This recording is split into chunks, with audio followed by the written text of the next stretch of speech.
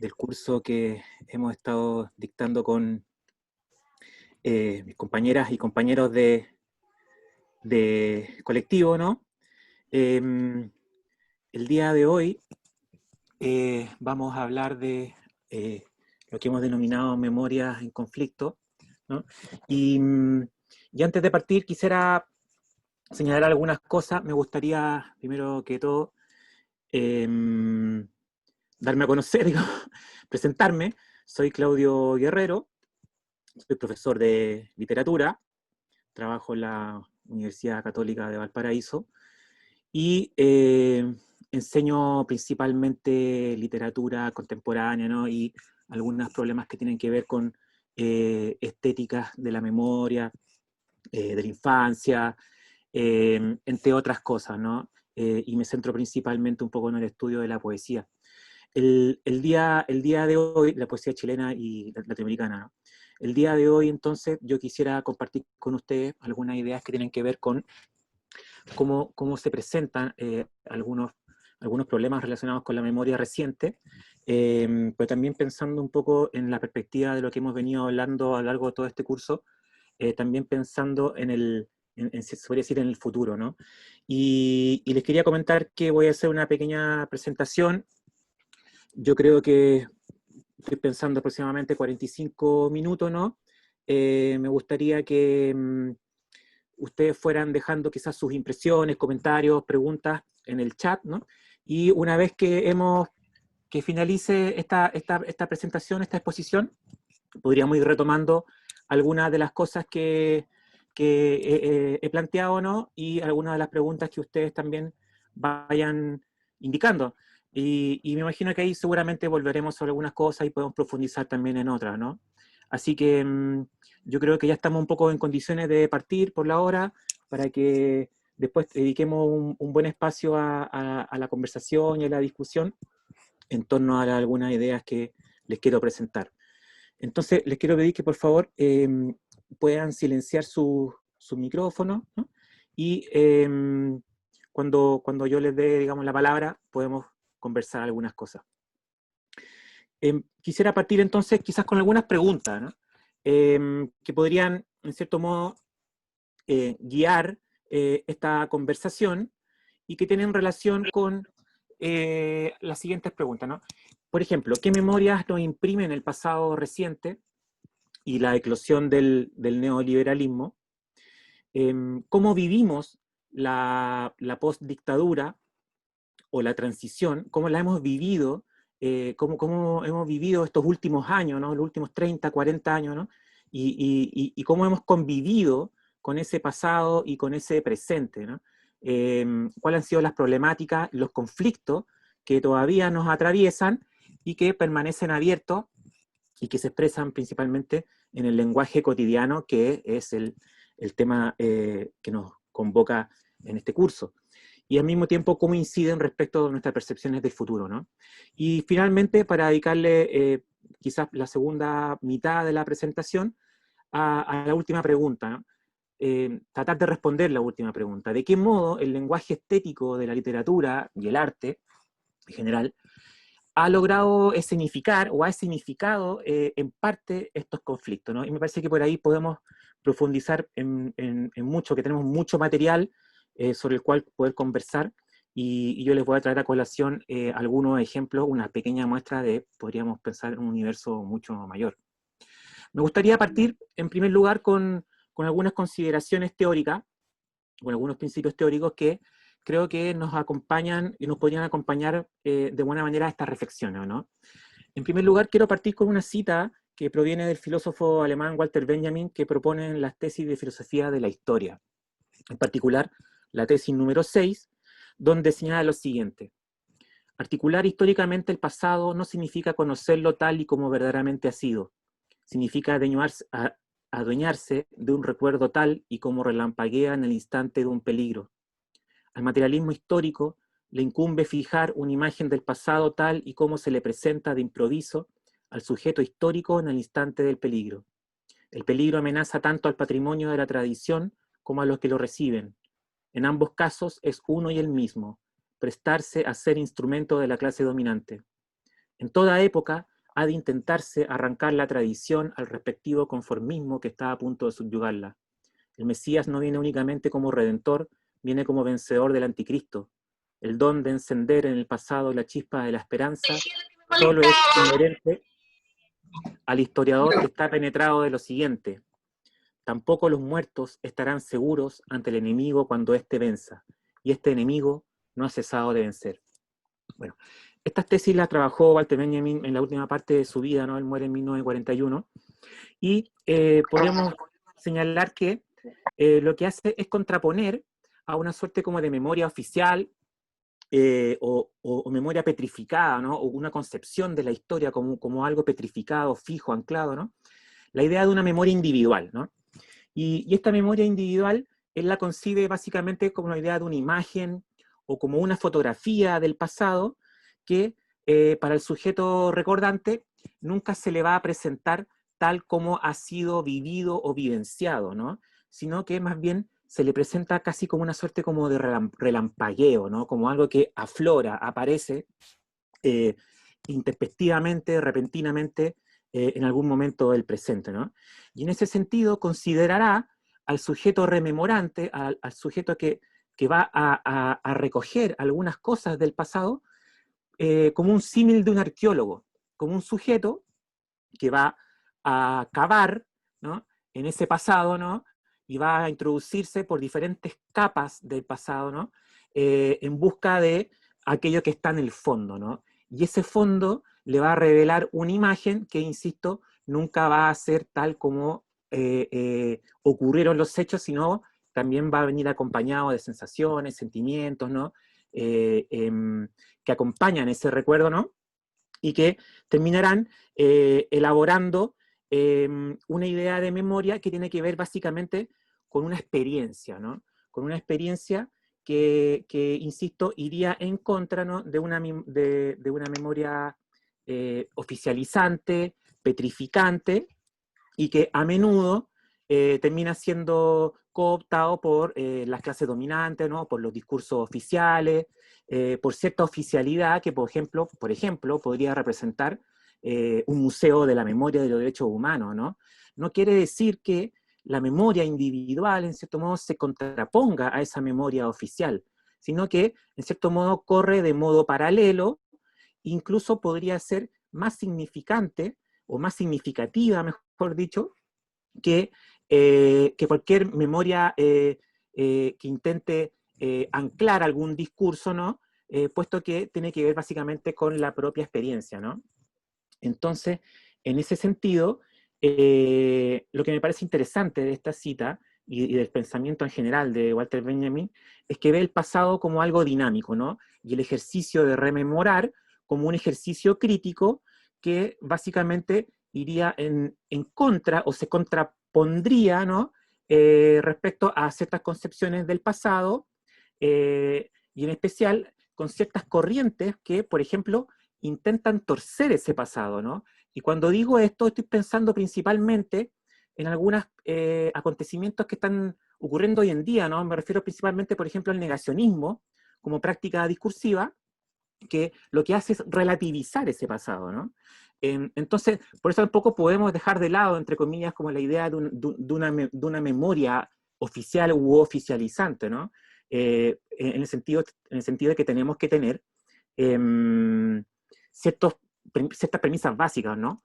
Pero esta memoria individual, arqueológica, ¿no? Que cava en su propio pasado, va a venir aparejado, acompañado de un proceso significativo de ejercicio crítico. Y eso me parece relevante para pensar en nuestro propio pasado reciente, que tiene caracteres traumáticos, ¿no? Una segunda idea relacionada con esto tiene que ver con lo que planteaba Teodoro Adorno en un pequeño texto de hacia 1959 que se llama ¿Qué significa elaborar el pasado?, ¿no? Adorno pertenece a la escuela de Frankfurt, también alemán, exiliado posteriormente en Estados Unidos, ¿no? Durante la Segunda Guerra Mundial, y en sus trabajos respecto al pasado reciente, de él proviene la famosa frase, ¿no? Cómo hacer poesía, cómo hacer arte después de Auschwitz, ¿no? Después del horror. Por lo tanto, le dedicó mucho tiempo y mucho espacio a sus reflexiones al lugar, digamos, del arte, ¿no? Y de la cultura, ¿no? Después de haber experimentado, se podría decir, el momento más triste de la historia, ¿no? Que serían los campos de concentración nazi, ¿no? Dice lo siguiente. Voy a ver si no puedo ver bien acá. Vale. Dice, ¿de qué manera traemos el pasado al presente? Si nos quedamos en el mero reproche o nos enfrentamos al horror mediante la fuerza de pensar hasta lo impensable. Para esto, haría falta educar a los educadores. La elaboración del pasado como ilustración es esencialmente ese giro hacia el sujeto, el reforzamiento de su autoconciencia y de su yo.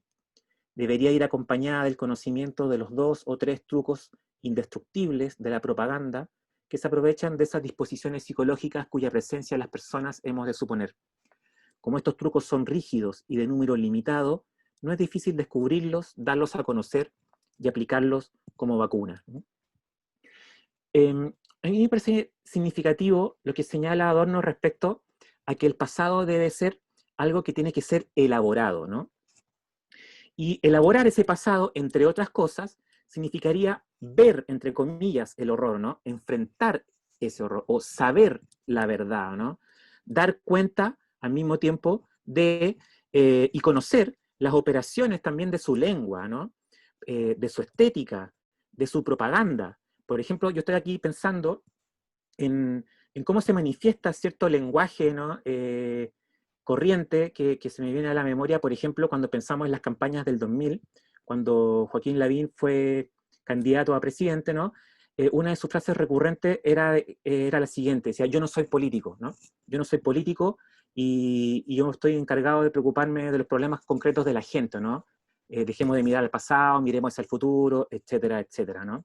O cuando el mismo Ricardo Lago o el mismo Sebastián Piñera decían, yo soy de clase media, etcétera, etcétera, ¿no? Ciertos discursos, ciertos enunciados sobre los cuales habría que sospechar, ¿no? Y que es lo que hemos venido recalcando a lo largo de todo este curso, ¿no? Que podríamos denominar el lenguaje del saqueo. Lenguaje del saqueo que también se expresa, por ejemplo, en términos de apropiaciones discursivas. Estoy pensando, por ejemplo, en la actualidad a partir de ciertos discursos que aparecieron a partir de octubre del año pasado, ¿no? Conceptos como mesa social, por ejemplo, o primera línea, como a raíz de la pandemia que actualmente eh, nos tiene padeciendo, ¿no? Encerrados en nuestras casas, confinados en nuestras casas, cómo esos conceptos terminaron siendo apropiados, ¿no? Y en cierto modo también como vaciados de su sentido original, ¿no? En función de otra realidad que tiene que ver básicamente con las estrategias discursivas del gobierno para enfrentar la crisis sanitaria, ¿no? Entonces, ahí uno ve también ciertas estrategias de propaganda que Adorno las concibe como trucos, ¿no? Y que son fácilmente de pesquisar en el lenguaje cotidiano. Entonces, elaborar el pasado, entre otras cosas, también significaría conocer cómo opera el lenguaje del saqueo, ¿no? Cómo se manifiesta y cómo se expresa en determinadas discursividades. Pero también, y esto me parece súper relevante, quisiera rescatar también lo siguiente, para Adorno, elaborar el pasado es una suerte de ilustración, ¿no? Es una manera pedagogizante de entender la historia, ¿no? Es un educar para un nunca más, por ejemplo, ¿no? Es un saber, es un legado, es una herencia que tiene que estar disponible para toda una sociedad, básicamente como aprendizaje, ¿no? Y eso me parece súper relevante a la hora de poner en perspectiva también los modos de concebir el pasado, sobre todo cuando aparecen algunos conflictos que tienen que ver, por ejemplo, con el currículum escolar, ¿o no? Cómo se expresa o cómo se enseña la historia en la escuela. En tercer lugar, quisiera rescatar a otra teórica, una crítica cultural argentina, que es Beatriz Sarlo, que también en diversos textos, algo más reciente, viene reflexionando sobre lo que en la teoría cultural latinoamericana se denominó el giro subjetivo, ¿no? El volcamiento hacia las escrituras del yo, hacia el testimonio, ¿no? Y que surge de manera significativa en los años 90, en los periodos de recuperaciones de las democracias posteriores a las dictaduras del Cono Sur, ¿no? En Chile, Argentina, Perú, Uruguay. Toda una ola y toda una corriente de escritura y reflexiones que tenían que ver con, en primer lugar, con el testimonio, y en segundo lugar con experiencias del yo en torno al pasado reciente. Y Beatriz Sarlo, en un texto que se llama Tiempo pasado, cultura de la memoria y giro subjetivo, dice lo siguiente: el pasado siempre conflictivo. A él se refieren en competencia la memoria y la historia, porque la historia no siempre puede creerle a la memoria, y la memoria desconfía de una reconstrucción que no ponga en su centro los derechos del recuerdo, derechos de vida, de justicia, de subjetividad. Pensar que podría darse un entendimiento fácil entre estas perspectivas sobre el pasado es un deseo o un lugar común. Más allá de toda decisión pública o privada, más allá de la justicia y de la responsabilidad, hay algo intratable en el pasado. Pueden reprimirlo solo la patología psicológica, intelectual o moral, pero sigue allí, lejano y próximo, acechando el presente como el recuerdo que irrumpe en el momento menos pensado, o como la nube insidiosa que rodea el hecho que no se quiere o no se puede recordar. Del pasado no se prescinde por el ejercicio de la decisión ni de la inteligencia, tampoco se lo convoca simplemente por un acto de la voluntad. El regreso del pasado no es siempre un momento liberador del recuerdo, sino un advenimiento, una captura del presente. Aquí lo que me parece interesante de rescatar a partir de esta cita de esta crítica argentina es la idea de que el pasado es un presente, principalmente, ¿no? O sea, el pasado no es algo opaco, amarillento, ¿no? Que se guarda en un baúl, sino que el pasado vuelve a ser presente de manera regular y de manera persistente, ¿no? Y siempre, en cierto modo, vuelve a incomodar, vuelve a acechar, vuelve a irrumpir, se podría decir de modo fantasmático, ¿no? Y aquí lo podríamos vincular, por ejemplo, con algunas teorías como la de Jacques Derrida, que en un libro muy reconocido como Espectros de Marx, señala, a partir de la famosa frase de Marx en el manifiesto comunista, ¿no? De que un fantasma acecha Europa y ese fantasma es el fantasma del socialismo, el comunismo, bla, bla, bla. A partir de esa idea del fantasma, ¿no? O del espectro como un signo que viene a acechar, ¿cierto?, la cultura y la sociedad, que viene a incomodar, podríamos pensar en ese pasado de la misma manera, ¿no? Como con un carácter fantasmático que viene a mover los signos, ¿no? Y su venida es una venida que no es esperada, ¿no? Es una venida inesperada, ¿no? Y su vuelta, por lo tanto, en tanto remoción de signos que parecen anclados, ¿no? Su vuelta es por lo tanto también una revuelta, ¿no? Su venida es un desorden de los signos, ¿no? Y en ese sentido, el pasado siempre viene acompañado o viene de la mano de un conflicto, ¿no? O sea, el pasado principalmente aparece porque hay ahí algo, una zona indeterminada, opaca, oscura, que se podría decir no está resuelta. Podríamos plantearlo en ese modo, ¿no? El pasado, entonces, como campo de conflictos, también tiene que venir acompañado de una narrativa, de una narración, ¿no? No puede prescindir del relato. Y en ese sentido, no puede prescindir tampoco de lo personal, ¿no? Un poco como también lo planteaba Walter Benjamin, en la idea de que no tiene que ver únicamente con una experiencia personal, privada, ¿no? Íntima, sino que esa experiencia subjetiva, ¿no? Básicamente participa de lo social y participa de lo cultural, o sea, participa de lo público, en cierto modo, ¿no? Es expresión también de una experiencia colectiva, ¿no? O podría ser expresión de una experiencia colectiva. Y si son muchos los sujetos, entre comillas, rememorantes, ¿o no? O fantasmáticos, es porque algo ahí hay en la cultura, ¿no? Que estaría incomodándonos a todos, ¿no? Y podríamos plantearlos también en los términos que hemos venido hablando en este curso y que guarda relación con cierta discursividad que nos tiene a todos, se podría decir, expectantes, acechantes, ¿no? incómodos. Entonces, señala Beatriz Sarlo, las memorias individuales forman parte de las memorias colectivas, no podemos entenderlas de manera separada, ¿no? No es la individualidad una realidad en sí misma, por sí sola y para sí, sino que participa de lo colectivo y debe ser entendida en el horizonte de lo colectivo, ¿no? Y en ese sentido, también como lo plantea, por ejemplo, una escritora norteamericana como Susan Sontag, siempre será más importante entender esos procesos más que el recuerdo en sí mismo, ¿no? Más que un recuerdo doloroso, ¿no?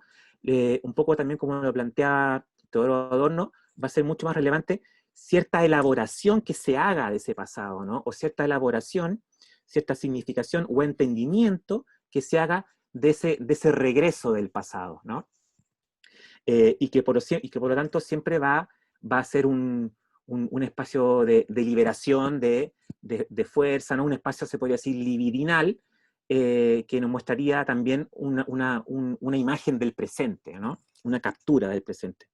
Entonces, para Beatriz Sarlo, capturar el pasado no es un simple acto de la voluntad, sino que siempre tiene que ver con el hoy. Y esto me parece vital. Me parece vital porque, eh, em, porque hay que estar, se podría decir, con cierta vigilancia crítica, ¿no? Estar atentos a, estos signos, ¿no? Y a estas formas del pasado que se hacen, que advienen en el presente, ¿no? Que se manifiestan en el presente, que se manifiestan como síntomas, que se manifiestan como malestar, ¿no? Aquí se me viene a la memoria dos frases que también escuchamos mucho en los últimos meses. Uno de ellas, por ejemplo, no lo veíamos venir, ¿no? O hubo otra que estuvo, la vimos en alguno de los rayados de algún mural, que decía, no era depresión, era capitalismo, ¿no? Que podría ser lo contrario. Sí lo veíamos venir, lo que pasa es que lo entendíamos de otra manera, ¿no? Era una suerte como de padecimiento individual que nos tenía a todos deprimidos, pero en realidad parece que se trataba de algo mucho mayor, algo mucho más grande. También quiero traer a colación a otra crítica cultural, en este caso la chilena Nelly Richard, que también viene reflexionando desde hace mucho tiempo en algunas ideas en torno al pasado reciente y que hacia el 2010 reúne en una serie de textos que compila bajo el nombre de Crítica de la Memoria lo siguiente. Dice, hace falta en nuestro país transitar de la memoria objeto, el libro del recuerdo fotográfico en el que la imagen homenajea plácidamente a un pasado monumentalizado, según una concepción estática del gesto conmemorativo, a la memoria sujeto, el recuerdo que, en trance de desescrituras y reescrituras, desconfía de las representaciones terminadas porque la memoria viene aconteciendo, envía a acontecer, opera mediante disyunciones de la continuidad lisa. Y más adelante. ¿Cómo volver elocuente el recuerdo de lo siniestro que nos entrega la memoria de un pasado censurable, tortura y muerte, en medio de un presente olvidadizo que se deja seducir diariamente por las tentaciones y distracciones de un entorno que ya no mira hacia atrás? Aquí, un poco de las ideas que plantea Nelly Richard, me interesa rescatar dos o tres ideas, ¿no? En primer lugar, la idea, una distinción, ¿no? Una distinción entre una memoria objeto versus una memoria sujeto, ¿no? O una memoria objetivada o cosificada versus una memoria que tiene que ver más que nada con la experiencia y que está siendo, ¿no? O que está sucediendo, o en vías de acontecer como potencia también, ¿no? La memoria objeto, dice, se expresa en lugares como el museo, ¿no? En el museo, en el monumento conmemorativo, en aquello que se hace pasar por oficial y también en aquello que no se hace pasar por oficial, lo que queda fuera de la oficialidad, ¿no?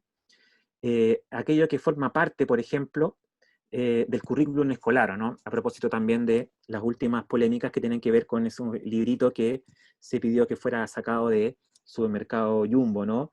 Que cada cierto tiempo aflora también como debate y como discusión. Quiere decir entonces que todavía no nos hemos puesto de acuerdo respecto a cómo nombrar ese pasado dictatorial, ¿no? Y en ese sentido, la memoria se sigue viviendo, esa memoria se sigue viviendo muy conflictivamente. La memoria sujeto, en cambio, se podría decir que es residual, o tiene un carácter residual, ¿no? Un poco también la misma idea de Derrida del carácter fantasmático o espectral del pasado que aflora en el presente como resto, como residuo, ¿no? Y esta memoria residual lo que hace principalmente es desconfiar del discurso que intenta fijar o anclar ese pasado, ¿no? Se podría decir que es una memoria disidente, eh, que se podría decir que está en contra del consenso, ¿no? Más bien plantea el disenso como un ejemplo de expresión, ¿no? Es una memoria que, por ejemplo, desconfía de la democracia pactada, ¿no? De los años 90, que fijó muertos por lado y lado, ¿no? Y que planteó la idea de una suerte como teoría del empate, por ejemplo, ¿no? Y es más bien, o vendría a ser más bien, una memoria discontinua, que se plantea como desconyunción, como disyunción, ¿no? Como rugosidad, ¿no? Y no como algo plano, liso, ¿no?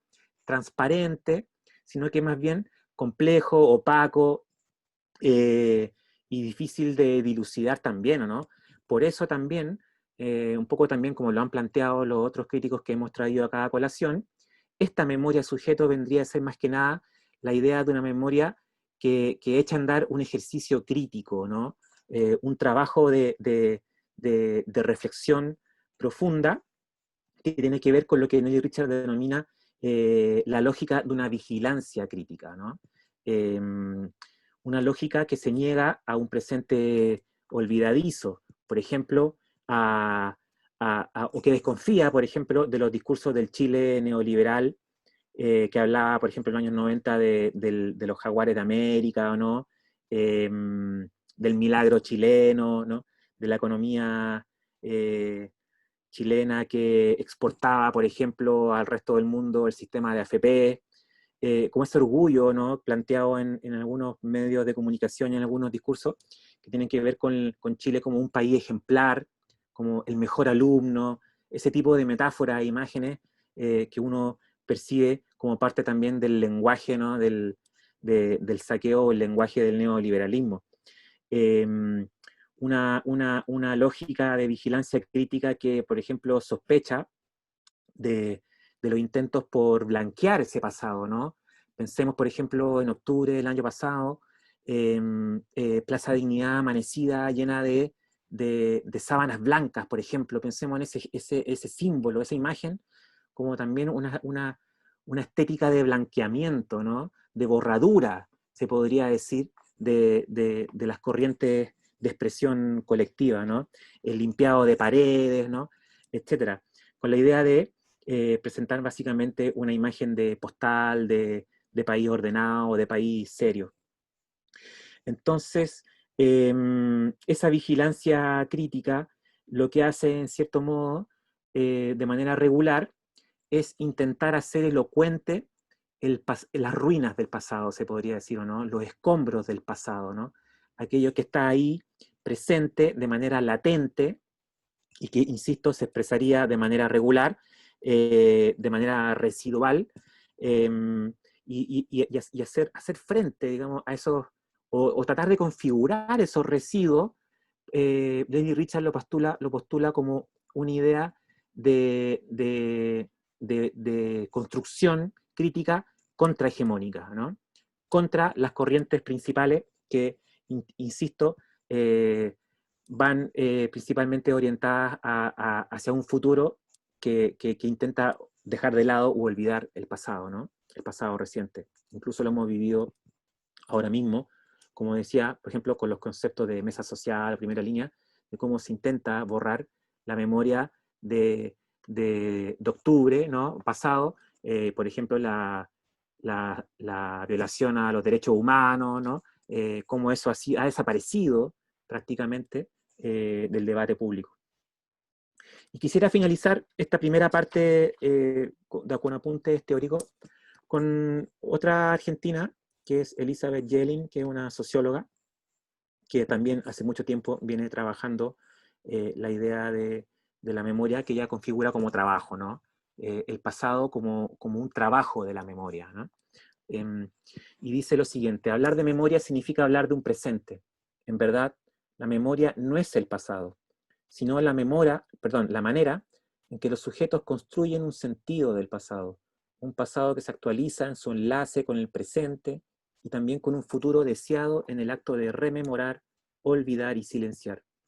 Ubicar temporalmente la memoria significa traer el espacio de la experiencia al presente que contiene y construye la experiencia pasada y las expectativas futuras.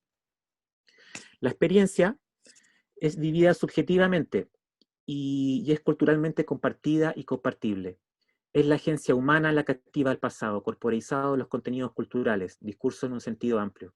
La memoria, entonces, se produce en tanto hay sujetos que comparten una cultura, en tanto hay agentes sociales que intentan materializar estos sentidos del pasado en diversos productos culturales que son concebidos como, o que se convierten en, vehículos de la memoria, tales como libros, museos, monumentos, películas o libros de historia. También se manifiesta en actuaciones y expresiones que antes que representar el pasado lo incorporan performativamente. Aquí quiero señalar, simplemente recalcar algunas ideas que creo que ya hemos venido enunciando, ¿no? Que la memoria es un modo de construcción, es un trabajo, es una elaboración del pasado, ¿no? Pero que adquiere sentido en el presente, pero también pensando en el futuro, ¿no? Para pensar un futuro distinto, por ejemplo, al que plantea el horizonte neoliberal, ¿no?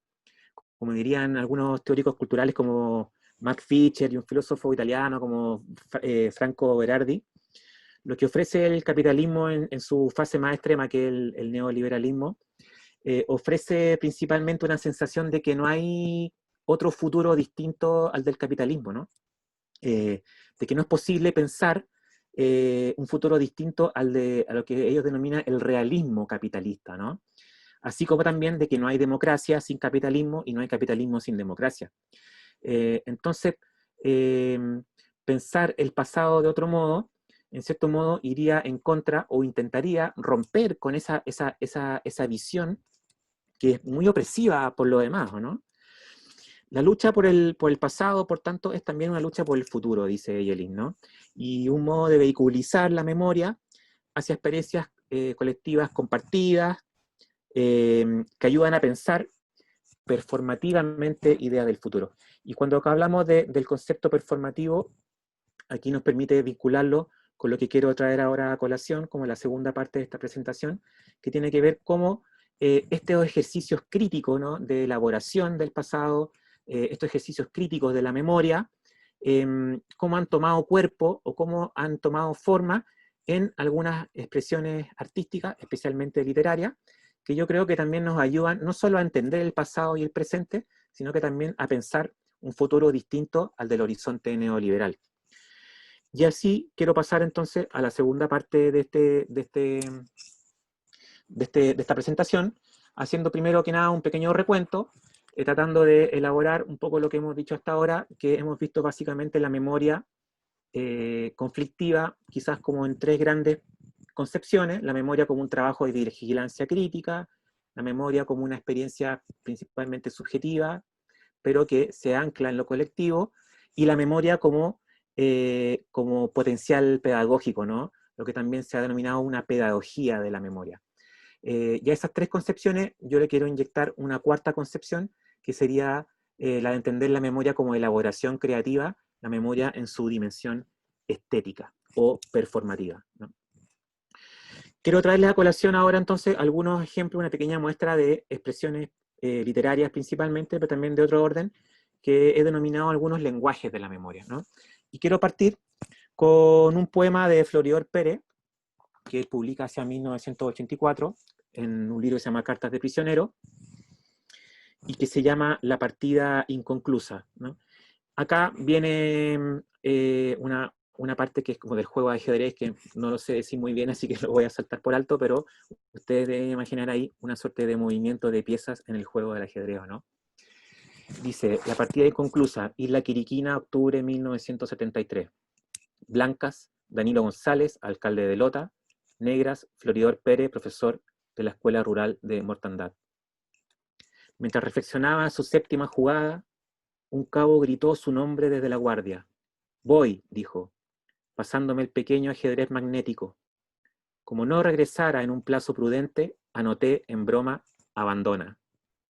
Solo cuando el diario El Sur, la semana siguiente, publicó en grandes letras la noticia de su fusilamiento en el Estadio Regional de Concepción, comprendí toda la magnitud de su abandono.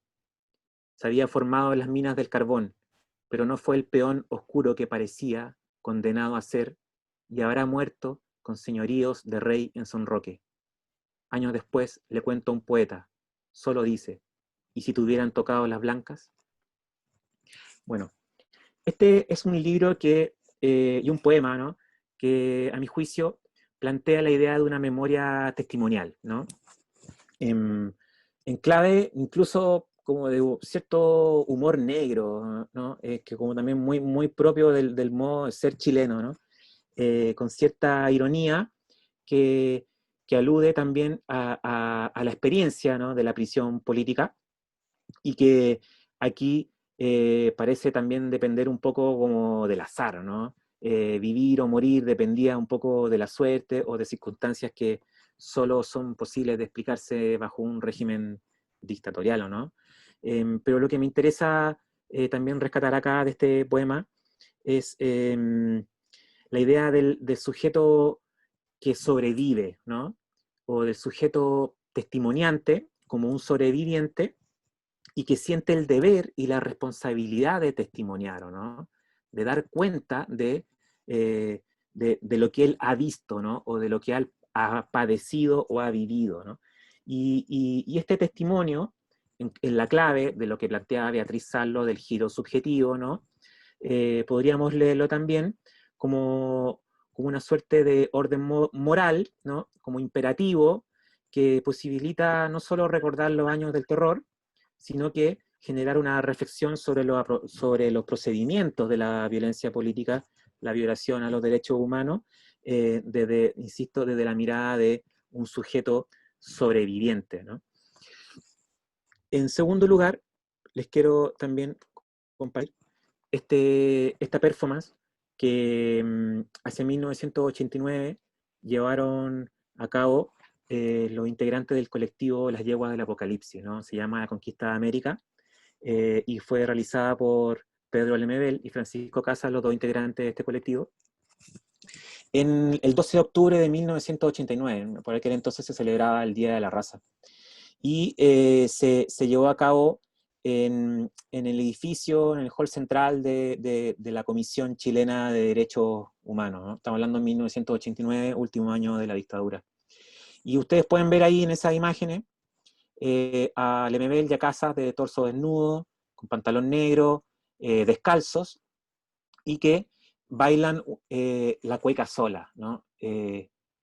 Ese símbolo también, ¿no?, del tiempo, ¿no?, de la desaparición, que bailaban principalmente las mujeres, las madres, las abuelas y las hijas de los varones desaparecidos, ¿no? Como protesta respecto y pregunta, ¿no?, respecto a su lugar, ¿no? A dónde estaban estas personas, ¿no? Como requerimiento también de verdad y justicia.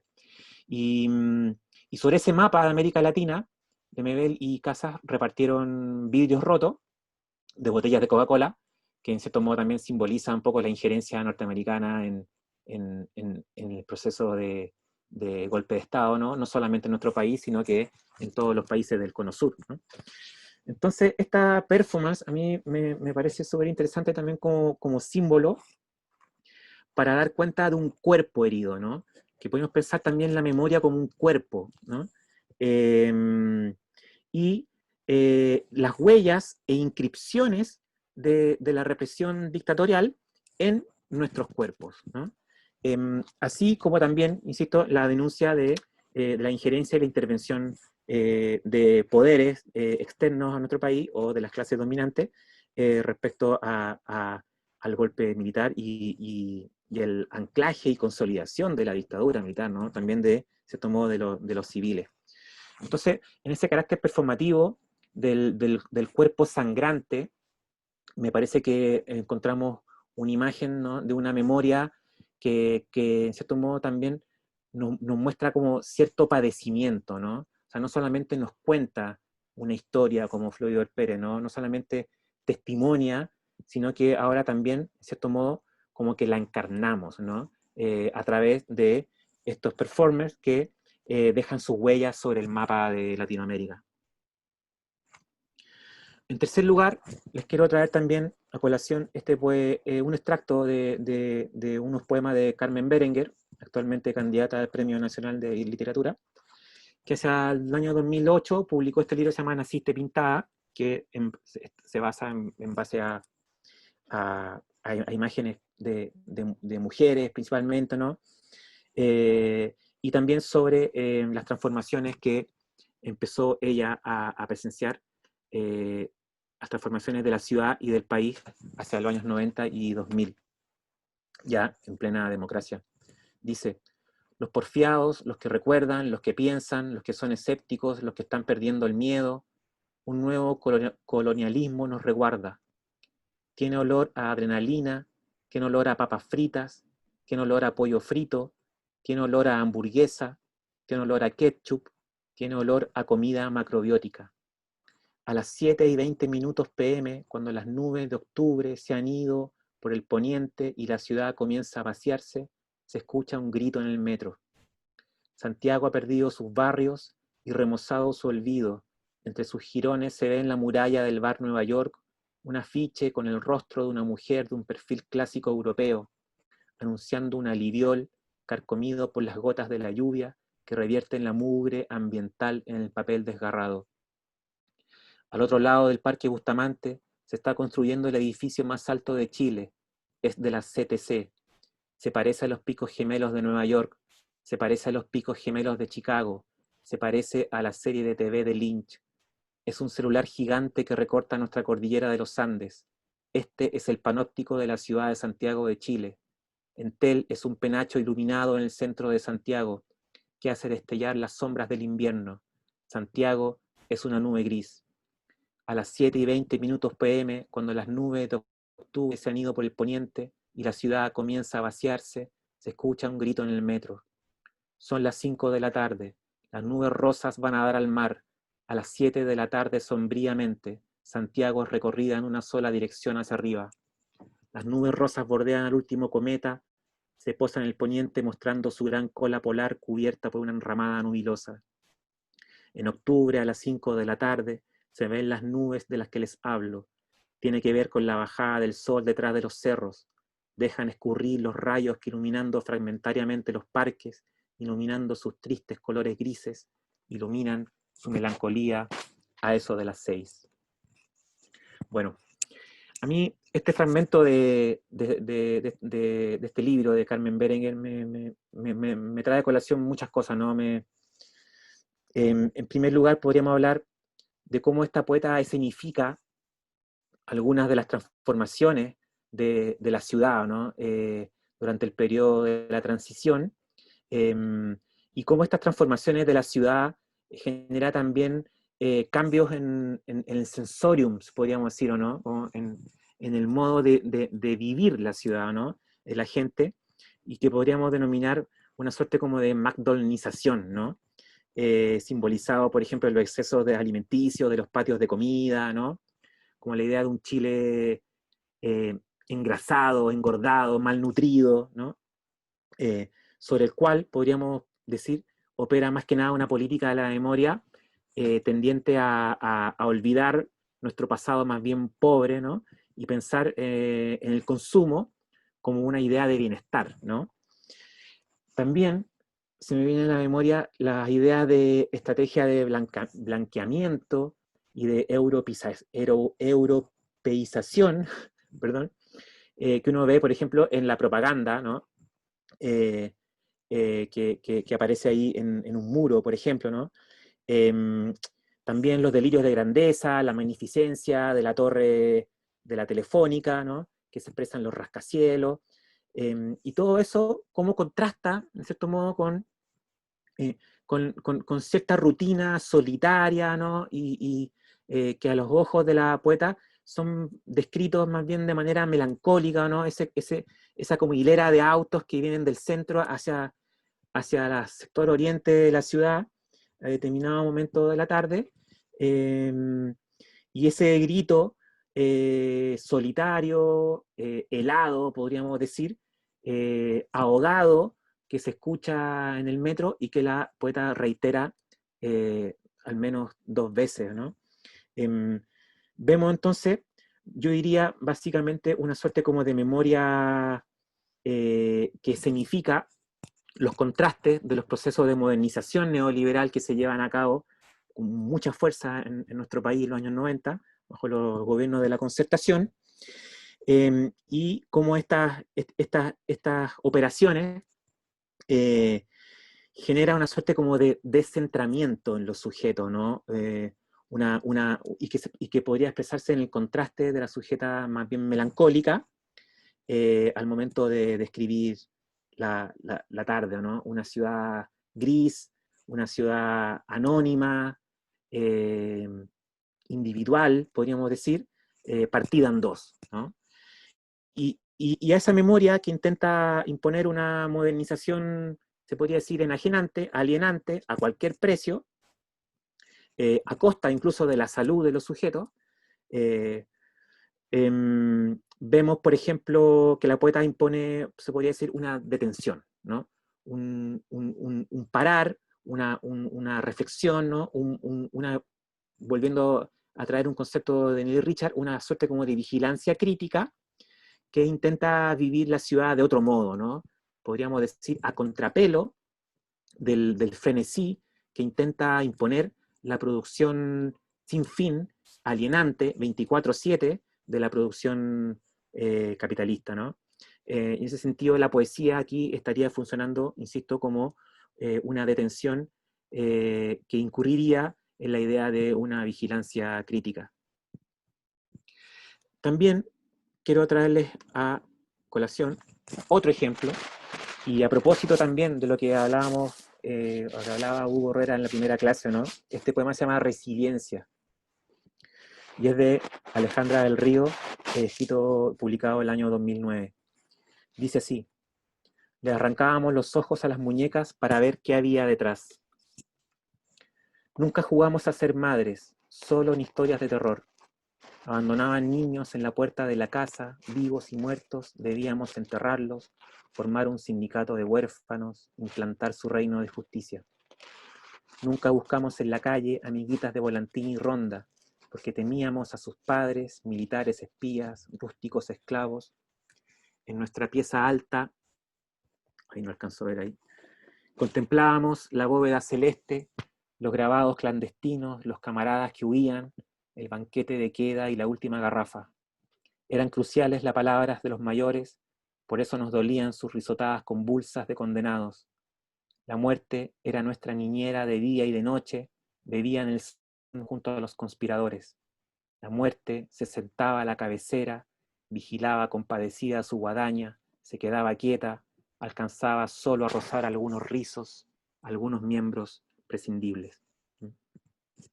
Bueno, es interesante el título del poema, ¿no? A propósito de lo que, insisto, se conversaba en la primera sesión de este curso, ¿no? Vemos, podríamos decir acá, la memoria de una voz, ¿no? Que expone la herida de la infancia, ¿no? De una infancia traumatizada, ¿no? De una infancia que experimenta el periodo dictatorial, que experimenta la violencia política, y podríamos decir que lo que aquí predomina es básicamente como la idea de una voz huérfana, ¿no? Como de una suerte como de huerfanía, orfandad de la sujeta, de una infancia que tuvo que aprender, se podría decir, a convivir con la muerte y con el terror de manera cotidiana, ¿no? Entonces, la experiencia, la vida cotidiana es como una historia de terror, ¿no? Cuando dice que nunca jugaban a ser madres, sino que a contarse básicamente historias de terror, ¿no? Como las muñecas, como un juego terrorífico, ¿no? Y ahora, desde el presente adulto del cual está escribiendo la poeta, se podría decir que lo suyo lo entiende como un proceso de resiliencia, ¿no? Como un proceso de comprensión y de sanación de la memoria, se podría decir más bien solitario, ¿no? Como un proceso individual, sin la ayuda de nadie, más que de la propia autocomprensión de los procesos históricos, ¿no? Pienso que este poema, en cierto sentido, simboliza a su vez la memoria de toda una generación, incluso más de uno, que vivió como niño la dictadura, que fueron jóvenes en dictadura y adultos en la transición y la postdictadura, y que, en la cual me incluyo también o no, y que vivimos casi como una suerte como en estado de shock, ¿no? Que tuvimos que, se podría decir, a desandar nuestro abecedario en el cual fuimos alfabetizados, ¿no? Tuvimos que volver a revisar, se podría decir, el vocabulario de nuestras experiencias iniciáticas y volver a comprenderlas, ¿no? En ese sentido, la memoria también ahí opera como un ejercicio crítico, en este caso también como proceso de sanación, ¿no? Bueno, en poesía algunos críticos llamaron a esta generación la generación, nótese, la generación perdida, la generación de los huérfanos, la generación de los náufragos incluso también, ¿o no? Toda una generación a la que, a la que nos costó comprender el proceso histórico vivido, que nos demoramos en despertar, que estuvimos muchos años viviendo el malestar sin saber muy bien cuál era el nombre de ese malestar, ¿o no? Que estuvimos conviviendo mucho tiempo con fantasmas, ¿no? Sin poder nombrar a ese fantasma, ¿no? Y que fue tomando cuerpo muy lentamente para, para terminar saliendo finalmente hacia los años 2000, quizás con la ayuda de las nuevas generaciones, ¿no? Que nos dieron como fuerzas renovadas. Pienso en el movimiento estudiantil del 2006, del 2011, las nuevas generaciones que nos, se podría decir, nos ayudaron a los más viejos, que nos empujaron un poco como a despertar y a salir de nuestro sueño narcótico, ¿no? De nuestro sueño anestésico en el cual estuvimos prácticamente todos los años 90, ¿no? Una generación que se las tuvo que batir con las políticas del mercado, con la ausencia de Estado, ¿no? O sea, esta poeta, por ejemplo, no piensa en una ayuda externa más que en sí misma, ¿no? O sea, como que el deber es más bien individual, personal, ¿no? Y que fuimos alfabetizados entonces en un lenguaje que no hubiésemos querido aprender, pero que aprendimos igual, ¿no? El lenguaje de la resiliencia, del emprendimiento, de la competencia, del empoderamiento, etcétera, etcétera. Algunos de los conceptos que algunos de mis compañeras y compañeros han venido señalando en las sesiones anteriores, ¿no? Yo creo que este poema dialoga y triangula de muy buena manera con este otro ejemplo, que es del poeta Jaime Pinos, del año 2000, ¿no? Es un poema que se llama Música Ambiental, y dice lo siguiente: mientras, despreocupadamente, los consumidores pasean en familia por pasillos saturados, luces, colores, iconos, textos, mercancías, torres de cosas, les flanquean los pasos, el vidrio refleja sus rostros, les gana los ojos su resplandor hipnótico. Pamela Pauchar, 24, ingresa a uno de los baños, cierra la puerta, corre el seguro, con un cuchillo cartonero se corta el cuello, los antebrazos, sangra, sangra, hasta consumar el suicidio, mientras, despreocupadamente, los consumidores pasean en familia, un grito se pierde en la música ambiental. Bueno, yo creo que este poema dialoga de muy buena manera con lo que hemos venido hablando, ¿no? Esta suerte como de sueño narcótico que simboliza, en cierto modo, el Chile neoliberal del consumo, ¿no? Es una memoria que ya había puesto la alarma en el cambio de siglo. Este poema es anterior al de Resiliencia, también en algunos de los dilemas que planteaba la transición y que podríamos simbolizar en una arquitectura que sería la arquitectura del mall, ¿no?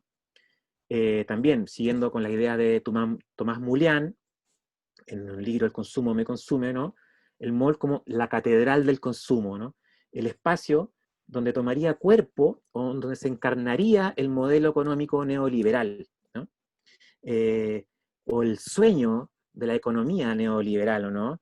Un lugar lleno de estímulos que desordena los sentidos, ¿no? Que hipnotiza, que anestesia, y que se impone como una música ambiental que termina ahogando, en este caso, el grito desesperado, ¿no? De una mujer que se suicida, perdón, en el Alto Las Condes. No recuerdo el año exacto del acontecimiento, pero está basado en un hecho real, suicidio en el mall Alto Las Condes, ¿no? Y ese grito que se pierde en medio de este paseo familiar, dominical, ¿no? Que se aprecia como el sueño ejemplar de una vida neoliberal, ¿no? Entonces se trata de una memoria, en cierto modo, que intenta deshipnotizarnos, ¿no? Que intenta desanclar los sueños de confort que trae el acceso al crédito y que impone también un cierto vaciamiento del sentido, ¿no? Una política también de la desmemoria, donde la realización de los sujetos se expresa básicamente en el tener, en consumir, y no en otra cosa, ¿no? Voy finalizando este recorrido, se podría decir estético, poético, con 2 o 3 ejemplos más, para ir cerrando esta presentación. Con este libro de Carlos Soto Román, que es de 2017, y que obtuvo el Premio Municipal de Literatura del año 2018. Se llama 11. Ustedes pueden ver acá algunas de las imágenes que conforman este libro. Rescato en particular la famosa monedita de 10 pesos, ¿no? Otros signos como el NN,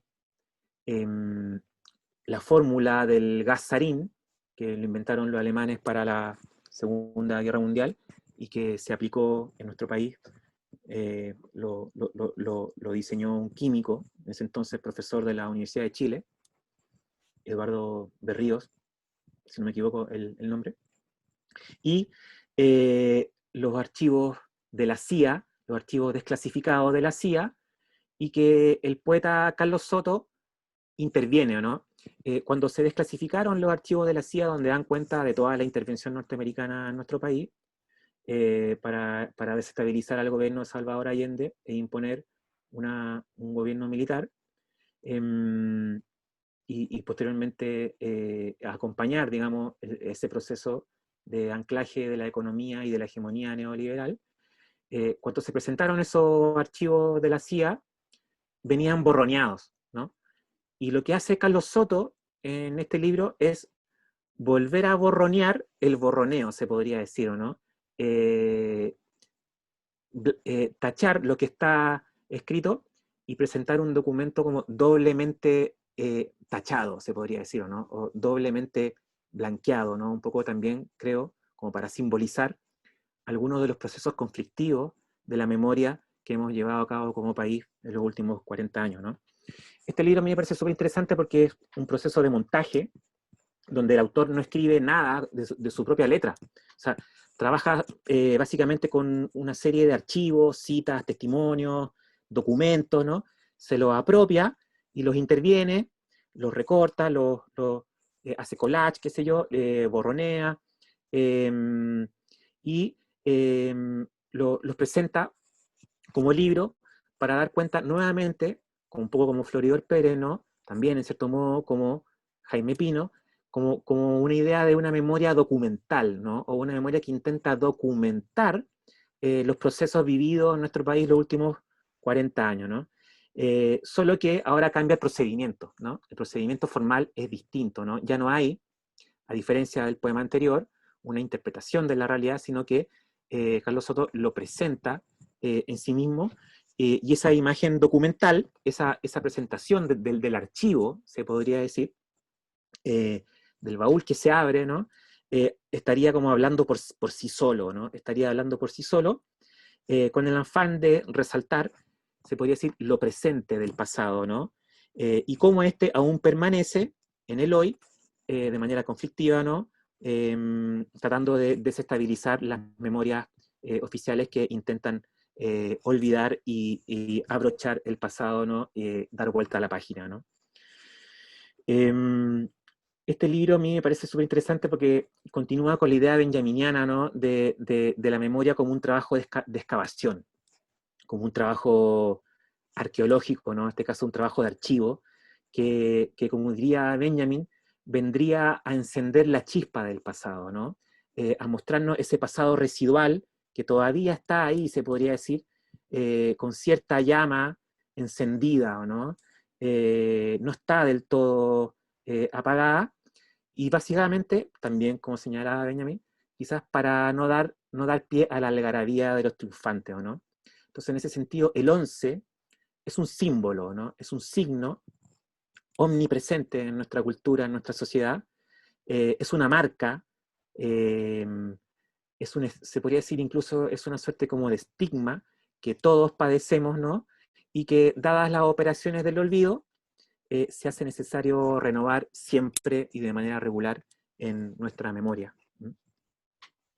Algo similar realiza Raúl Zurita en una intervención que hizo en India el año 2017, una instalación que se llama El Mar del Dolor, a raíz de un caso que ustedes seguramente recordarán y que tiene que ver con esa imagen que después se hizo viral de un niño muerto en una playa, ¿no? Que intentaba cruzar el mar Mediterráneo junto con su familia y un montón de otros inmigrantes sirios hacia Europa, ¿no? Pensando un poco como en la idea del sueño del primer mundo, eh, para salir un poco de las condiciones de violencia y pobreza en las cuales, en general, como toda migración, ¿no? Como todo proceso migrativo, donde se quiere huir, ¿no? del lugar donde se está, por diversas razones. Y digo que es algo similar a lo de Carlos Soto respecto del símbolo 11, acá con el símbolo del mar, ¿no? Dice Zurita: Alan Kurdi tenía 3 años y su fotografía recorrió el mundo. Yacía boca abajo y el rojo azul de su ropa se recortaba con una extraña pulcritud en el borde de la playa. Hora después, los guardacostas turcos recuperaron los cuerpos de su madre y su hermanito de 5 años, Galip, pero de él no hay fotografías. Nadie podrá imitar su última imagen posando boca abajo en la orilla de la playa. Ningún artista podrá darnos ese golpe bajo. El mundo del arte, de las imágenes, de las billones de imágenes. Las palabras del poema son más puras, más limpias.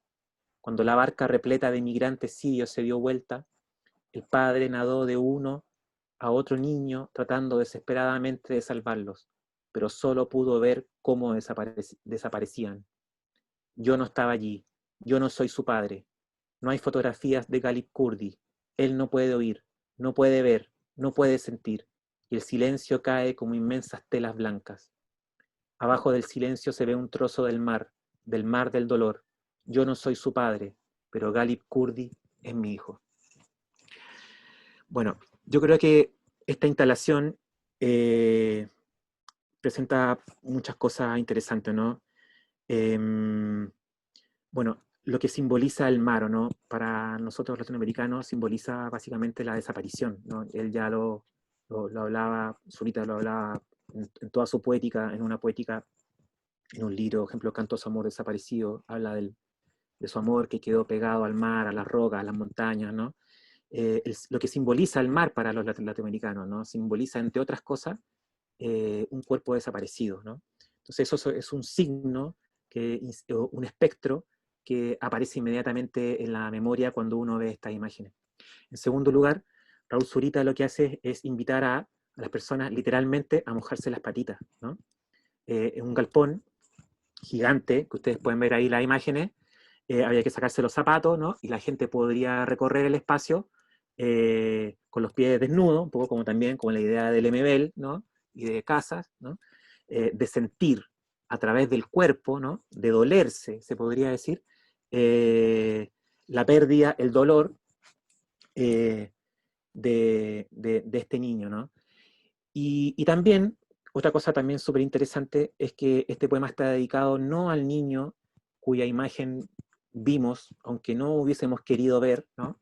Todos, esa imagen que se hizo viral, sino que está dedicado al hermano, ¿no? Sobre el cual no hay ninguna imagen. Y el poeta lo que hace es intentar, en cierto modo, como abrazarlo, ¿no? Como ser su padre, ¿no? Entonces, en ese sentido, el poeta intenta instalar una memoria, se podría decir, reparatoria, reivindicativa, ¿no? Tratando de abrazar al niño, tratar de acogerlo, o como decimos en Chile, es como aguacharlo, ¿no? Eh, darle un nombre, un lugar y un espacio, ¿no? Es una memoria simbólica que trabaja con lo fantasmático, como dije, ¿no? Y que, y que siento que reflexiona también de manera muy crítica con algunos de los modos actuales de operaciones de la memoria que tienen que ver con el modo en cómo cómo circulan algunas imágenes virales, ¿no? Cómo circulan fake news, las cadenas, etcétera, ¿no? Todo un exceso de información que también pienso que no es otra cosa más que uno de los modos efectivos con que el capitalismo administra el miedo, ¿no? Y el control de los sentidos de los sujetos en las sociedades contemporáneas, ¿no? Entonces, en ese sentido, a mí lo que me interesa de este poema, y creo que Raúl Zurita lo remarca de muy buena manera, es en cierto modo también detenerse y también restituir, se podría decir, eh, ese dolor perdido, esa imagen perdida, eh, invitándonos a todos nosotros, ¿no? A sentir ese dolor, ¿no? A vivir ese dolor, a dolernos, se podría decir, ¿no? Bueno, con esto hago, como se podría decir, como un cierto fin a este recorrido literario, se podría decir o no, de cómo se ha presentado de manera conflictiva la memoria desde el punto de vista de determinadas estéticas, y señalando que gran parte de los textos poéticos hasta aquí presentados, asimismo como estas instalaciones y las performances de las cuales he hablado, yo creo que pueden ser entendidas como una muestra, ¿no? De algo mucho más amplio, de un proceso de reflexión creativa que se ha venido dando en los últimos años en nuestro país, se podría decir de manera paralela y a contrapelo del ascenso y consolidación de la hegemonía neoliberal y sus estrategias de olvido y blanqueamiento, ¿no? Se trata, por tanto, de estéticas de la memoria o formas de la memoria que en cierto modo algunas de ellas anticipaban también hace ya varios años el malestar que se fue acumulando y que terminaría por estallar al fin, ¿no? Definitivamente, como una crisis social en octubre pasado, ¿no? Como revuelta, ¿no? Podríamos considerar todas estas estéticas como síntomas que terminan por estallar, ¿no? Eh, hace algunos meses y que ha tenido en un país, perdón, que ha tenido equívocas, consensuadas y tibias políticas de la memoria, ¿no? Tendientes más bien a perpetuar, perdón, la impunidad, a acrecentar la desigualdad, ¿no? En favor incluso de quienes más se beneficiaron del modelo económico, político, social impuesto en dictadura. Y en ese sentido podemos, bueno, hablar de muchas otras expresiones estéticas más, ¿no? También traje algunas imágenes de películas y documentales, me voy a referir muy brevemente a ellas para ir finalizando y poder conversar un poco. Por ejemplo, ya hacia 1990, en una película como Caluga o Menta, uno ya veía en esos chicos que estaban en el sitio Eriazo, ¿no?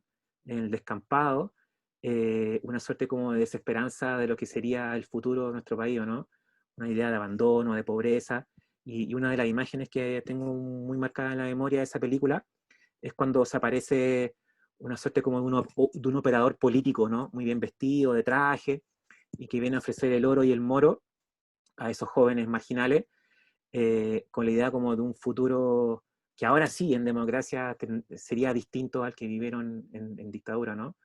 Yo creo que ver o rever, por ejemplo, estas películas de los años 90 como Caluga Menta o Chacotero Sentimental permitirían, por ejemplo, volver a encontrarse con cosas que creo que todavía están, ¿no?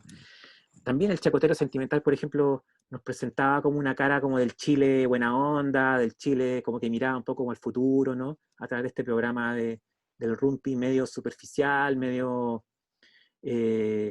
como en clave humorística, que también un poco como que invitaba a mirar un poco el futuro y dejar de lado el pasado, ¿no?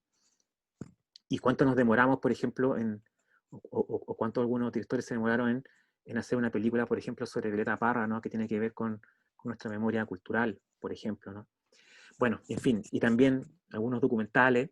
Pienso, por ejemplo, en Aquí se construye, que es un documental de Ignacio Agüero, que ya hace el año 2000 reflexiona sobre las transformaciones de la ciudad, básicamente con la idea de la voracidad de las inmobiliarias, de cómo se fue transformando la capital principalmente, ¿no? En función de estos grandes edificios, y eso también, yo también lo veo como un símbolo, ¿no? Del arrasamiento, ¿no?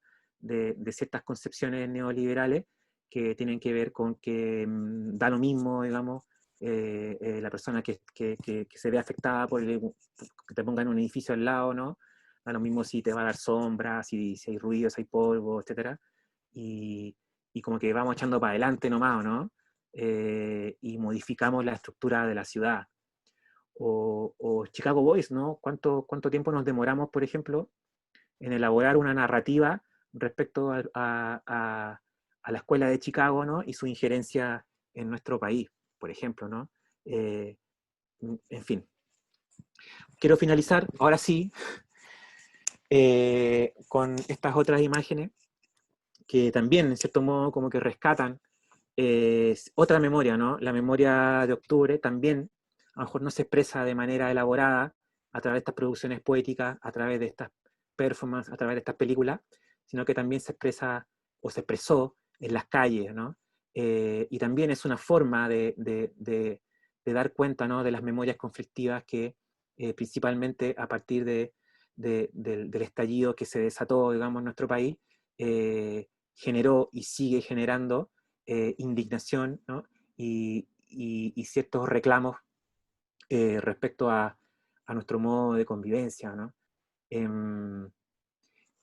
Pienso, por ejemplo, en la reivindicación de determinadas canciones, como El baile de los que sobran, de Los Prisioneros, o El derecho de vivir en paz, de Víctor Jara, que no solamente nos traen, en cierto modo, la idea de un pasado no resuelto, no solamente apela a una idea de memoria colectiva, sino que también cuando las volvimos a escuchar, en cierto modo, con mucha fuerza y reiteradamente en los últimos meses, como que también traen a colación, en cierta idea, un cierto potencial de transformación que todavía está presente en estas manifestaciones artísticas. Y me parece que eso es algo relevante de rescatar. Ahora sí, una última reflexión: cómo convivir con el pasado presente para pensar en futuros próximos. Quizá una de las respuestas la encontramos en alguna de estas ideas, ¿no?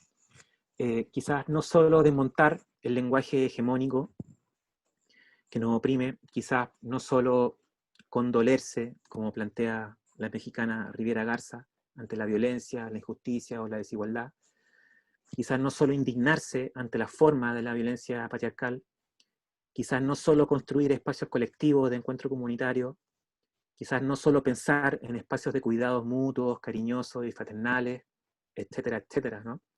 Yo creo que también podríamos incorporar como posibilidad y opción para pensar una alternativa a la hegemonía neoliberal, la dimensión estética, ¿no?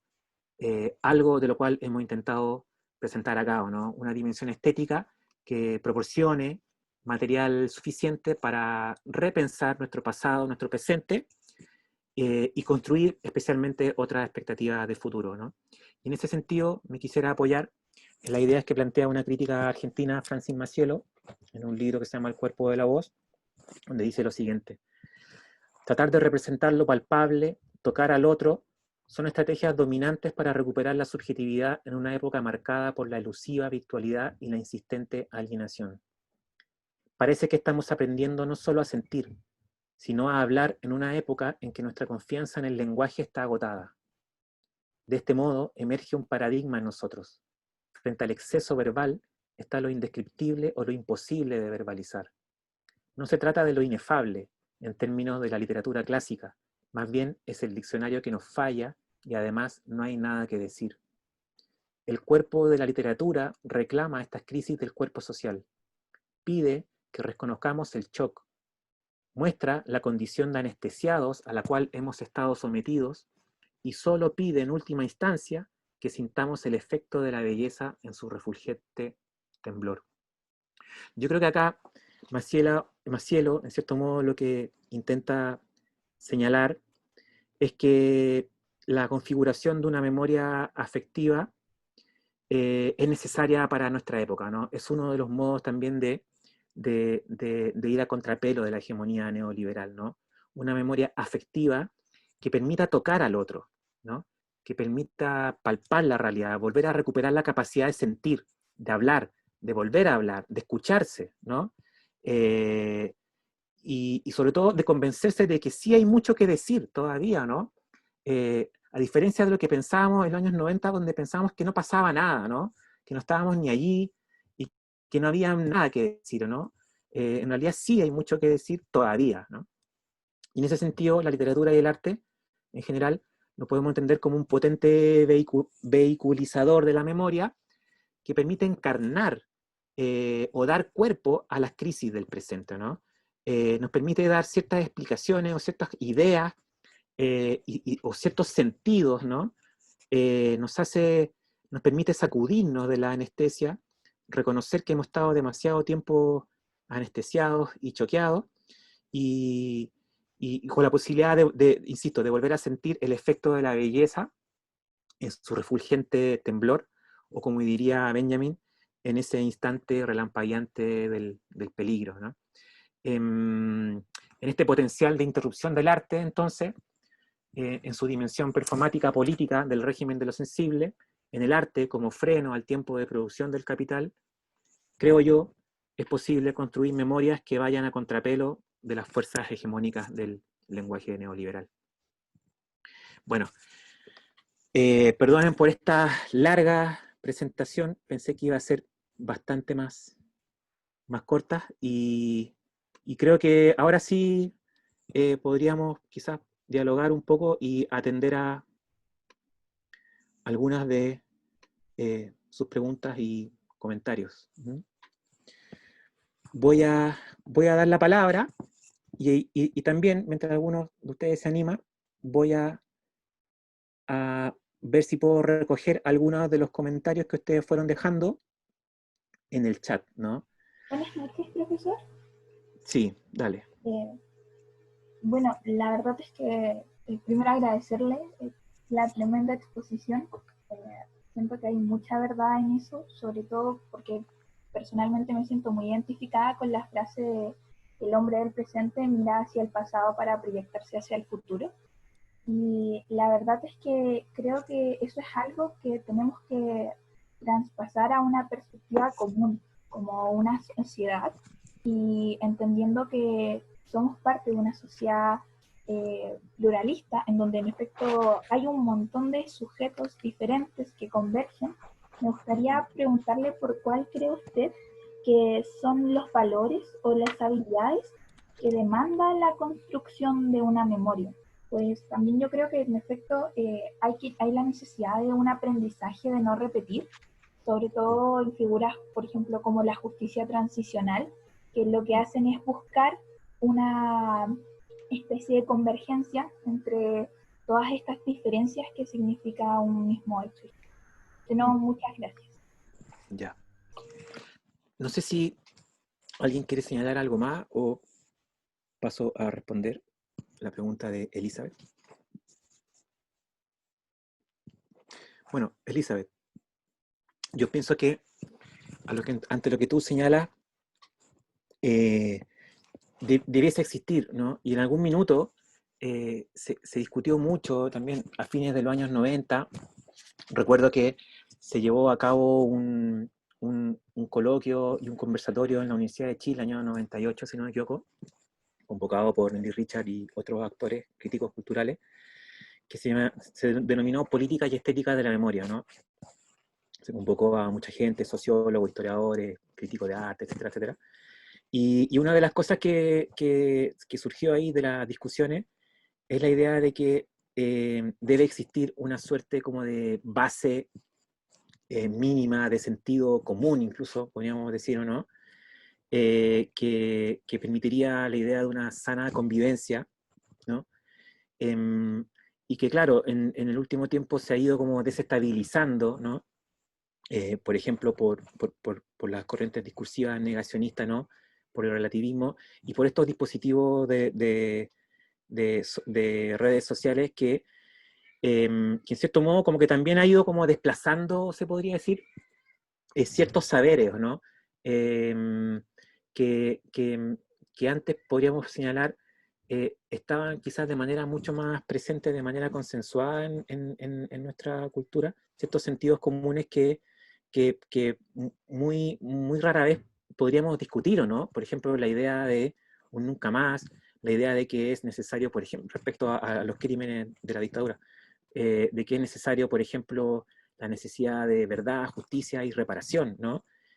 Habíamos llegado a un determinado acuerdo respecto a eso, pero, pero esos discursos o esa mesa común, ¿no? Que se llegó a establecer, al parecer fue demasiado frágil y se ha ido desestabilizando, y hemos visto en los últimos meses, yo diría con horror, ¿no? Cómo, en cierto modo, ha vuelto la idea de una violación a los derechos humanos, ¿no? Sistemática o no sistemática, pero sí muy violenta, ¿no? Y hemos asistido a eso también como quizás una de las políticas de administración del miedo y del shock que constituye hoy día como forma de gobierno, eh, que impide, por ejemplo, el derecho a la protesta, ¿no? Em, Me parece que es como una suerte como de inhibidor eh, que a mí me hace pensar en un cierto como retroceso, ¿no? Se podría decir en la historia, así como se dice que la pandemia nos ha hecho retroceder 10, 15 años en materia económica, en materia laboral. Yo creo que la práctica de control de la seguridad pública del gobierno de Piñera lo que ha hecho ha sido retroceder al baño de la dictadura y presenciamos con horror, digamos, lo que nunca creíamos que íbamos a volver a ver, ¿no?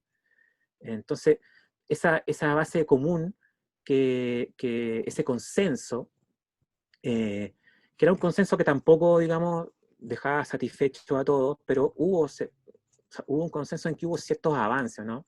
En materia de justicia, quizás no lo suficiente, y en otro orden, pero era algo, ¿no? Y parece que eso se ha desestabilizado eh, tremendamente, ¿no?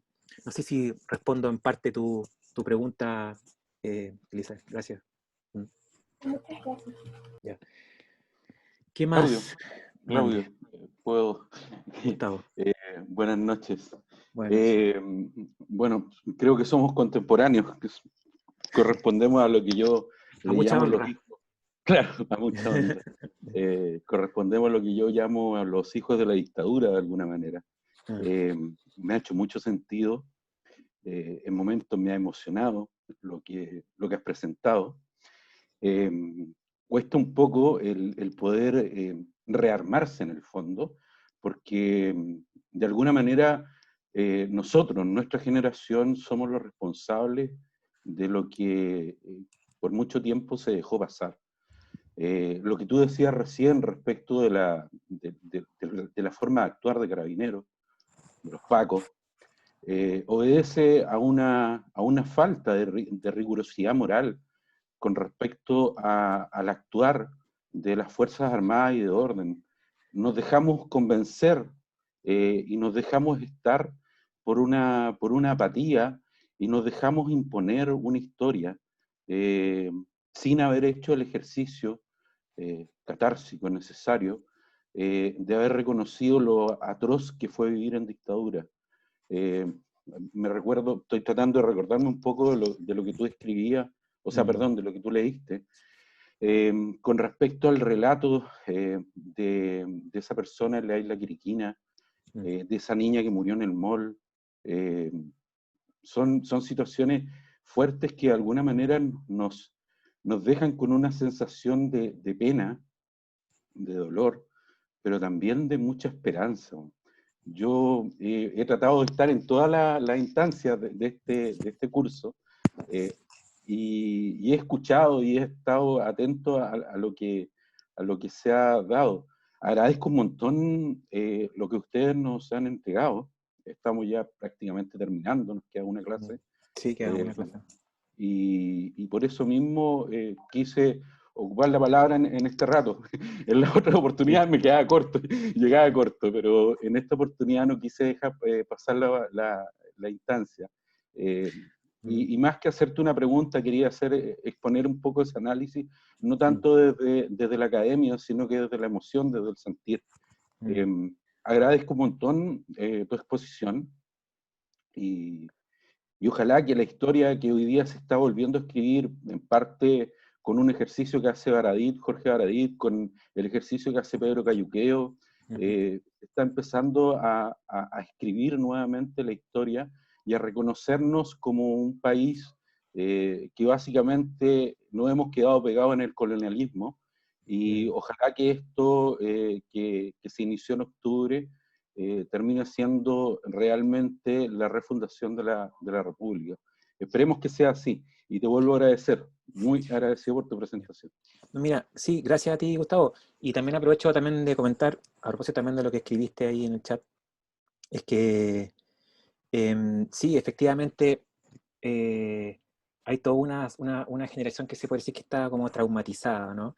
Y de hecho nos sorprendió, o sea, una de las manifestaciones de ese trauma, también lo quiero traer a colación con la imagen de la revuelta de octubre, fue el hecho de ver a los militares en la calle, ¿no? Que cuando volvimos, porque ahora se normalizó, ¿no? Ojo con eso, ¿no? O sea, no, como que ahora se normalizó. Tenemos toque de queda todas las noches hace muchos meses y no debería ser así, ¿no? Entonces también hay que estar atento a esas presiones del autoritarismo que intentan hacer normal la excepción, ¿no? También hay un filósofo italiano que se llama Giorgio Agamben que habla mucho sobre eso, ¿no? El estado de excepción que deja de ser excepcional y se vuelve normal, ¿no? Y es una parte constitutiva de las democracias neoliberales, el cierto autoritarismo tendiente a eso, ¿no? Pero cuando vimos los militares en la calle, o sea, la primera sensación fue de horror, ¿no? Así como de salir huyendo, mucho miedo, mucho miedo, y ver a estos chicos, estos jóvenes, enfrentarse cara a cara y ver el arrayado y no tenemos miedo, etcétera, etcétera, realmente fue muy deslumbrante, ¿no? Como imagen y también muy esperanzador respecto a pensar otras opciones de futuro. Así que, no, también te agradezco agradezco tu comentario, perdón, agradezco tu comentario. A mí igual me gustaría aportar desde una mirada menos, ¿cómo decirlo?, menos profesionalizada en relación al tema de la memoria. Creo que tenemos varias poblaciones como Villa Francia, La Pincoya y otras que en su trabajo continuo, permanente, siguen instalando en la juventud y etcétera, y hay pobladores desde las tomas, etcétera, que siguen rememorando lo importante que fue luchar por el proceso de la democracia, por el tema de los derechos humanos, sí, etcétera. Entonces, creo que eso es súper relevante porque me pasa que en varias partes del curso como que siento que hemos hablado de cuando se juntan los sociólogos, cuando se juntan los intelectuales, pero ¿dónde está el pueblo? El pueblo que decimos que va a levantar la Constitución, el que va a poner a los constituyentes, y eso como que de pronto me falta, el reconocimiento. Tenemos hitos que, bueno, que no han dejado de pasar nunca, ¿cierto? Y que tiene que ver cuando conmemoramos la matanza de los hermanos Vergara, cuando recordamos cómo quemaron a personas, etcétera, que son súper traumáticos y que además, es cierto, en las noticias dicen los violentistas. En definitiva, es la resistencia a decir esto no puede pasar nunca más en Chile y se sigue dando la represión. Entonces, también creo que es importante volver a las bases, porque estamos pensando en un Chile distinto, en un Chile de transformación, donde hay que incorporar y integrar esos saberes territoriales y locales. Creo que es súper importante. Y sí, efectivamente comparto que hoy día el tema del negacionismo es súper grave. He escuchado en muchos lugares que hay que desaparecer el Museo de la Memoria, porque según ellos cuenta solo una historia, y se nos olvida que la base son los derechos humanos. Tenemos un diputado, disculpen la palabra, pero un carerraja, que nos pone a Pinochet, después nos pone a Merino, y así vamos a ir siguiendo, porque está la idea, ¿cierto?, de alterarnos y de ver cómo reaccionamos frente a eso. Entonces, Sí. encontré súper significativo eso de que el pasado no quede en el pasado, sino que sea un continuo, el tema del dinamismo. Así que eso quería aportar. Sí, no, mira, súper interesante lo que tú señalas. Evidentemente, aquí se plantea, por ejemplo, yo no he hablado de lo que está pasando en el Gualmapu, por ejemplo, que podría ser todo, toda una reflexión, toda una clase respecto a eso, por ejemplo, ¿no? A las comunidades mapuche. O, como tú señalas, cierta memoria poblacional que también tiene que ver con la resistencia, etcétera. Y con ciertas formas también de vivir y de convivir, muy solidarias, ¿no? Con ollas comunes, etcétera. Evidentemente, el tema ahí da para mucho, ¿no? En ese sentido, sí, efectivamente, yo concuerdo contigo que o sea, esto es algo mucho más amplio y que hay que considerar también todo tipo de memoria. Se me viene un poco ahora a la memoria algunas estéticas algo fallidas respecto, por ejemplo, a algunas representaciones de la memoria poblacional. Estoy pensando en una película reciente, se me fue en este minuto el nombre, pero que aborda el periodo de resistencia de la población de la Victoria. Se me fue el nombre en este minuto, ¿no? Pero cuando la vi, no encontré varias deficiencias. O sea, a lo que voy, no todo gesto, digamos, se puede decir estético de recuperación del pasado, es de por sí necesariamente valioso, ¿no? También puede haber ahí, ojo, también puede haber ahí, se podría decir algo así como memorias fallidas, ¿o no? O también expresiones de memoria neoliberales, ¿o no? Por ejemplo, que ningunean, ¿no? O que ciegan, en cierto modo, por ejemplo, determinados conflictos. Estoy pensando también en determinada literatura que circula en algunas editoriales multinacionales como Planeta, Random House, ¿no? Que también pertenecen a autores de determinadas clases sociales, que presentan determinados temas, ¿no? Y parece todo muy cool, ¿no? También, en cierto modo, también son operaciones, en cierto modo, de la memoria, pero se podría decir a contrapelo o revenidas, digamos, en otras formas, ¿no? Sin la intencionalidad de recuperar determinadas cosas del pasado, sino que más bien todo lo contrario, ¿no? Como de tapar, ¿no? El pasado y más bien mirar hacia adelante. O sea, todo el esfuerzo que se puede realizar, por ejemplo, para traer a colación, ¿no? Los canales comunitarios, ¿no? De la Victoria, de Vía Francia, las radios, los programas de televisión. Todo eso me parece que evidentemente también es algo que hay que hacer y que alguien tiene que por ahí recoger el guante, ¿no? También, así que en ese sentido sí estoy totalmente de acuerdo contigo de que hay algo ahí que necesitamos recuperar también. ¿Mm?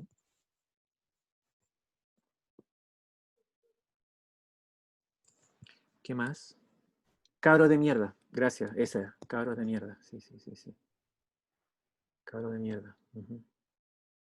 Por ejemplo, en cabros de mierda hay un asunto que yo como que no le perdoné al director de la película, era que había una escena que transcurre en la población La Victoria. Bueno, todo transcurre en la población La Victoria, pero hay una escena donde se ve una de las torres de iluminación del Estadio Nacional. Entonces como que eso me sacó del principio del realismo de la película y como que me llevó, como que lo encontré imperdonable, pero eso a lo mejor es un problema mío, ¿no?